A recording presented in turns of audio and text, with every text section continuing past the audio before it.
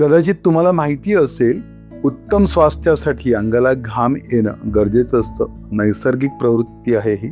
या घामावाटे शरीरातील जलीय अंशासोबत सोडियम, पोटॅशियम, कॅल्शियम व मॅग्नेशियम असे इलेक्ट्रोलाइट्स टाकाऊ स्वरूपात बाहेर पडत असतात आणि परिणामी आपल्या शरीरातील रक्तदाब नियंत्रित राखण्यासाठी घाम येणं गरजेचं असतो. घामावाटे युरिया, अमोनिया किंवा इतर काही टॉक्सिक सॉल्ट्स हे बाहेर फेकले जातात आणि ही प्रक्रिया आपल्या किडनीसाठी अतिशय पूरक असते. घाम आल्यामुळे आपल्या त्वचेचं तापमान नियंत्रित राखलं जातं. परिणामी उष्णतेमुळे जी त्वचेची हानी होत असते ती रोखली जाते. घामामुळे तुमची त्वचा अतिशय तजेलदार, मऊ व लवचिक राहते. परिणामी घाम येणं हे खरं तर निरोगी त्वचेसाठी फार गरजेचं असतं. तुम्ही ज्यावेळी व्यायाम करता त्यावेळी तुमच्या मांसपेशींसाठी गरजेची असणारी जी ऊर्जा असते ती फॅट मेटाबॉलिझम मधून मिळवली जाते आणि तुमच्या शरीरातील या प्रक्रियेमध्ये मेदधातूशी संबंधित जे टाकाऊ पदार्थ असतात ते सगळे टाकाऊ पदार्थ घामावाटे बाहेर फेकले जातात. परिणामी शरीरातील मेदधातू नियंत्रित राखण्यासाठी घाम येणं हे गरजेचं असतं.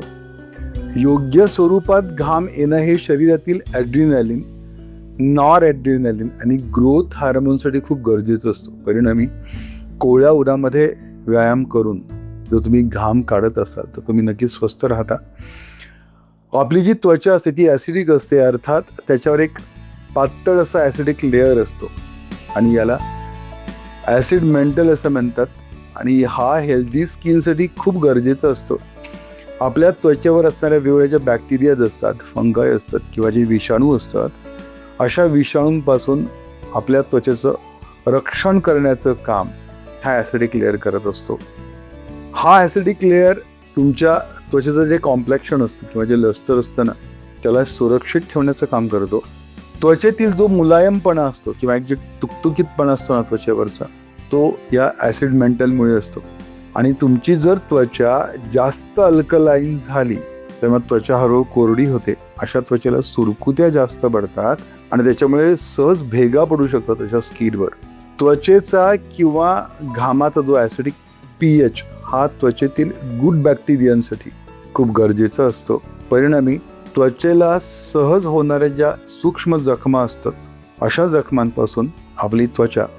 अजून एक महत्त्वाची गोष्ट, जर हा स्किन pH डिस्टर्ब झालात तर मग सहज ॲक्ने, एक्झिमा, फंगल इन्फेक्शन किंवा कॉन्टॅक्ट डर्माटायटिस सारखे बरेच आजार तुम्हाला होऊ शकतात आणि अशा आजारांपासून जर सुरक्षित राहायचं असेल किंवा हे आजार असतील आणि यापासून जर सुटका हवी असेल तर आयुर्वेदिक तज्ज्ञांना भेटात. घाम कमी येणं किंवा अति घाम येणं किंवा हातापायांच्या तळव्यांना घाम येणं किंवा घामाला एकूण दुर्गंधी असणं किंवा अति घामामुळे थकायला होणं अशा ज्या बऱ्याच तक्रारी असतात अशा तक्रारींसाठी खरं तर आयुर्वेदामध्ये खूप प्रभावी पंचकर्म आहेत, प्रभावी औषधं आहेत. त्याच्यामुळे आयुर्वेदाचा नक्की अशा आजारांसाठी तुम्ही उपयोग करून घेऊ शकता.